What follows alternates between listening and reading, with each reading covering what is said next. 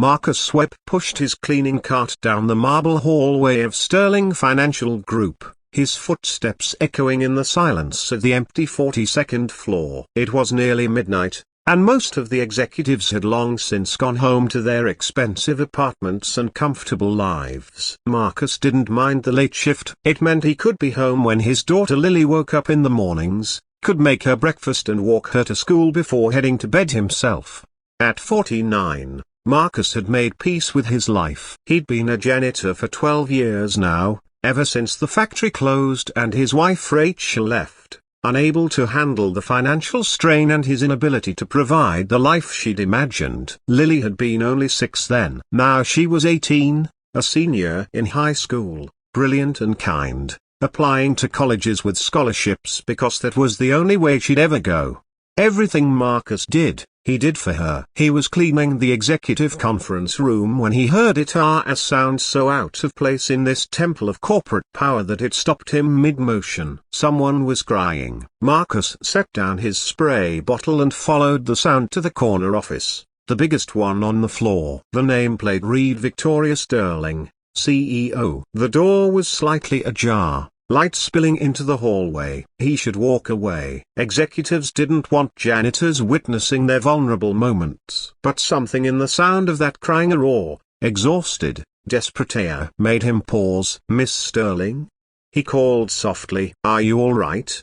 Do you need me to call someone?" The crying stopped abruptly. There was a moment of silence, then a voice hoarse from tears. "Please, just go away." Marcus should have listened. Instead, he gently pushed the door open. Victoria Sterling sat behind her massive desk, her head in her hands. She was maybe 45, with dark hair that had escaped its usual perfect arrangement, wearing a designer suit that probably cost more than Marcus made in a month. Her makeup was smudged, mascara tracking down her cheeks. She looked up at him with red, swollen eyes, and for a moment neither spoke. "I said leave," she repeated, but there was no force behind it, just bone-deep weariness. Marcus had raised a daughter through heartbreak, through her mother's abandonment, through teenage years filled with questions about why she wasn't enough to make her mom stay. He recognized that particular brand of pain. Respectfully, "Mom, I've heard that tone before," Marcus said quietly. "That's not someone who wants to be alone. That's someone who thinks they have to be." Victoria stared at him, and something crumbled in her expression. Fresh tears spilled over. "You don't understand. Tomorrow night is the annual shareholders gala. 500 people, including my ex-husband and his new wife here, his 28-year-old new wife here, and every board member who's been whispering that I'm too emotional to lead this company, that I'm falling apart after the divorce." She laughed bitterly. "They're right. I am falling apart. 20 years of marriage, and he traded me in for a younger model the moment I turned 45. But I can't let them see that. I can't show up alone, looking pathetic, proving every sexist assumption they've made about me." Marcus pulled over a chair, a leather one that probably cost more than his car, and sat down across from her. "So what do you need?" Victoria wiped her eyes, leaving new smudges of mascara. "I need someone to pretend. Just for one night. I need to walk into that gala with someone on my arm, looking happy and moved on, so my ex-husband and all those board members can see that I'm fine, that I've won." Her voice broke. "Even though I haven't. Even though I go home to an empty penthouse every night and eat takeout alone and wonder where 20 years of my life went." She looked at Marcus directly for the first time, really seeing him. His simple work uniform, his calloused hands, his kind, weathered face. "I'm sorry," she said, shaking her head. "I don't know why I'm telling you this. You probably think I'm ridiculous, crying over problems that seem insignificant compared to real struggles." "Pain is pain," Marcus said simply. "Being rich doesn't make heartbreak hurt less. Loneliness doesn't care about your bank account." Victoria studied him with surprise. "You're not what I expected." "What did you expect?" "I don't know. Most people in this building are invisible to me. I'm ashamed to say I've probably passed you a dozen times and never really looked." She paused. "What's your name?" "Marcus Webb." "Victoria Sterling." "But you already knew that." She managed a small, sad smile. "Marcus, can I ask you something crazy?" He waited. "The gala is tomorrow night. I know this is insane, but would you consider coming with me? I'll pay you, of course." "Name your price." "You just need to wear a tux, stand beside me, let people assume we're together. Pretend you love me for one night, just long enough to get through this event with my dignity intact." Marcus should have said number. This was beyond inappropriate, beyond the boundaries of his job, beyond anything he'd ever considered. But he looked at Victoria Sterling, a powerful CEO, master of the universe, and saw only a woman in pain, desperate not to face her humiliation alone. He thought about Lily, about how he'd taught her to help people when they needed it, regardless of who they were or what they could do for you. "I don't want your money," Marcus said slowly, "but I'll go with you on one condition." Victoria blinked. "What condition?" "No pretending. I'll stand beside you, I'll be your date, but I won't pretend to love you. I don't know you. What I will do is treat you with respect, with kindness, and I'll make sure you don't face that room alone." Real support, not fake romance. Something shifted in Victoria's expression, a surprise, then something like relief. "Why would you do that?" "Because 12 years ago, my wife left me when I lost my job. Told me I was a failure, that she couldn't be with someone who couldn't provide. I had to face our daughter and explain why her mother didn't want us anymore." Marcus met her eyes. Nobody should have to face their worst moment alone, wondering if they're worthless because someone else couldn't see their value. Victoria's eyes filled again, but differently this time. "I don't even know what to say." "Say yes or number." "But if it's yes, we do this honestly." "I'm not going to be someone I'm not. I'm a janitor. I have a daughter in high school. I drive a 15-year-old Honda. I can't talk stocks or mergers. But I can stand beside you like a decent human being, and sometimes that's enough." Victoria was quiet for a long moment. Then she nodded. "Yes, and Marcus, thank you for not treating me like I'm crazy, for not calling security." "We're all just people," Marcus said, standing up. "Some of us just have fancier offices." The next evening, Marcus stood in front of his bathroom mirror, adjusting the tuxedo Victoria had sent over. It fit perfectly as she'd somehow guessed his measurements. Lily stood in the doorway, arms crossed, grinning. "Dad, you look like James Bond." "I feel like an imposter," Marcus admitted. "You're doing a good thing," Lily said seriously. "Mom always said kindness was weakness. But you've shown me it's actually strength. Real strength." Marcus kissed his daughter's forehead. "When did you get so wise?" "I learned from the best." The car Victoria sent was obscenely luxurious. Marcus felt completely out of place, but he'd made a promise. When they arrived at Victoria's penthouse to pick her up, she opened the door and Marcus forgot to breathe for a moment. She wore a midnight blue gown, her hair swept up elegantly, minimal makeup that highlighted rather than hid her features. But what struck him most was her expression of vulnerable but determined, afraid but resolved. "You look beautiful," Marcus said honestly. "You clean up rather well yourself," Victoria replied with a nervous smile. "Marcus, are you sure about this?" "I'll understand if you've changed your mind. I gave my word." "Let's go show them who you really are." The gala was held in a historic ballroom, all crystal chandeliers and old money elegance. As they entered together, Marcus felt every eye turn their way. He heard the whispers, saw the shock on people's faces as they tried to place him, this unknown man, with Victoria Sterling. He felt Victoria's hand tighten on his arm. "Breathe," he murmured. "You belong here. They're lucky you're giving them your time." Then Marcus saw him, a distinguished man in his early 50s with silver temples, standing beside a much younger blonde woman dripping in diamonds. Victoria's ex-husband. The man's face registered shock, then something ugly. "Victoria," he called out, approaching them. "I didn't expect you to bring A date. The way he looked at Marcus made his disdain clear. Richard, Victoria said coolly. This is Marcus Webb. Marcus, my ex-husband Richard and his wife Amber. Richard extended his hand to Marcus with a condescending smile. And what do you do,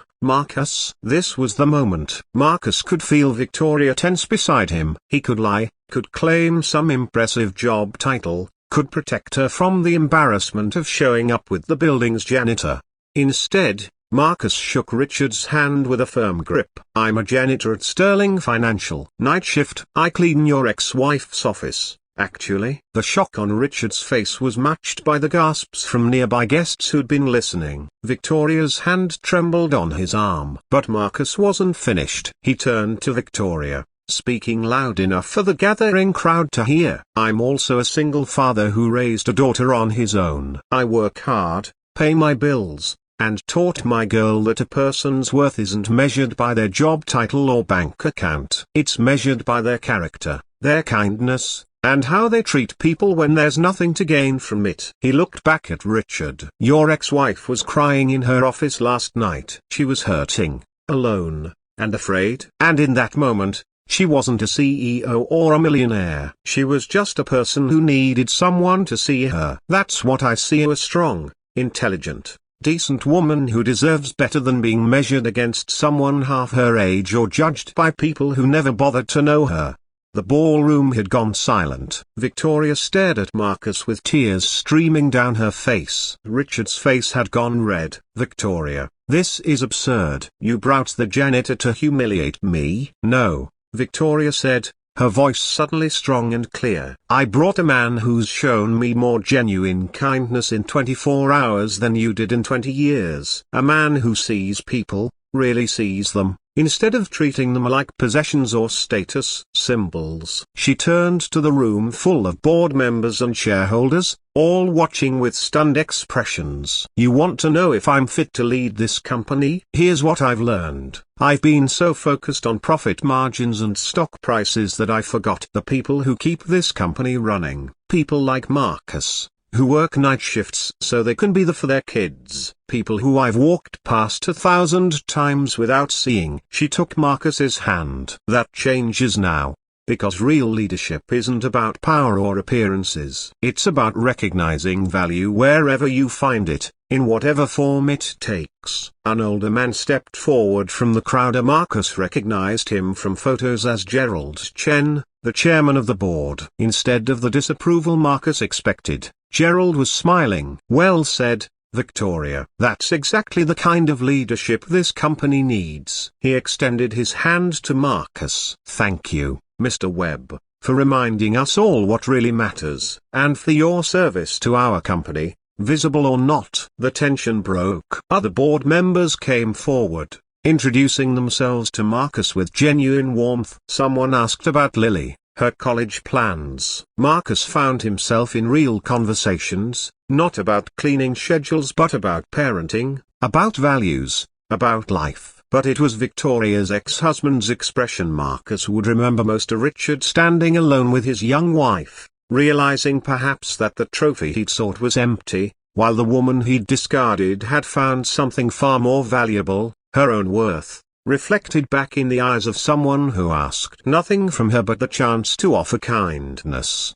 Later, as the evening wound down, Victoria and Marcus stood on the balcony overlooking the city lights. I'm sorry I put you in that position, Victoria said quietly. Making you announce your job like that in front of everyone. Don't be. I'm not ashamed of what I do. I'm proud of it. I provide for my daughter honestly, with dignity. Marcus smiled. Besides, you needed to see something tonight. What's that? That you don't need pretense or protection. You're enough exactly as you are. Successful, strong, vulnerable, human. All of it. Victoria wiped her eyes. I've been so worried about looking weak, about proving I'm over Richard, that I forgot it's okay to not be over it yet. It's okay to hurt. It's more than okay. It's human. Marcus hesitated, then continued. Can I tell you something? When my wife left, I thought I'd failed as a man. But Lily taught me that being a good father, being a good person, was worth more than any job title or bank account. Maybe you needed tonight not to prove something to your ex-husband or the board, but to remember your own value. And you helped me do that, Victoria said softly. A man I'd never really seen before tonight showed me how to see myself again. They stood in comfortable silence, two people from completely different worlds who'd found unexpected understanding in their shared humanity. Marcus, Victoria said finally, I meant what I said in there. Things are going to change at Sterling Financial, starting with better wages and benefits for our support staff. Better hours. Recognition for the people who've been invisible too long. That's generous. Buta. It's not generous. It's overdue. It's just. She smiled. And I was hoping you might consider a different position. Facilities director, perhaps. Day shift, better pay. Office with a view. Lily's college is coming up soon, isn't it? Marcus felt his throat tighten. Victoria, you don't have to. I know I don't have to. I want to. Not because of tonight, but because you're clearly someone who sees things others miss, who treats people with dignity. That's exactly what I need in leadership. Marcus thought about Lily, about college tuition and her dreams of becoming a doctor, about being able to give her the opportunities he'd always wished for. I'll think about it, he said. But no Thieso, I helped you tonight because it was the right thing to do, not for a reward. I know, Victoria said. That's exactly why you deserve one. 3 months later, Marcus started his new position. Lily got accepted to 3 universities with scholarships, but even with that help, the better salary made the difference. Victoria and Marcus became genuine friends, and not a romance, but something equally valuable. A mutual respect between two people who'd learned to see beyond surfaces, beyond titles, beyond the masks people wear. Sometimes Lily would visit her father at work, marveling at his new office. But Marcus never forgot where he came from. He still knew every janitor by name, still stopped to help when someone needed it, still remembered what it felt like to be invisible. And Victoria, in her CEO office, kept a framed photo on her desk from the gala, showing her and Marcus smiling genuinely, two people who'd both stopped pretending and found something real, the recognition that kindness, dignity, and seeing others truly was the greatest success of all. Because that's what changes lives. Not pretending to be something you're not, but having the courage to be exactly who you are, and recognizing that same courage in others, regardless of where you find it. Sometimes the most stunning thing anyone can do is simply choose truth over pretense, kindness over pride, and see the human being behind the title, whether that title is CEO or janitor. In the end, they're just people. And sometimes, that's the most important thing to remember.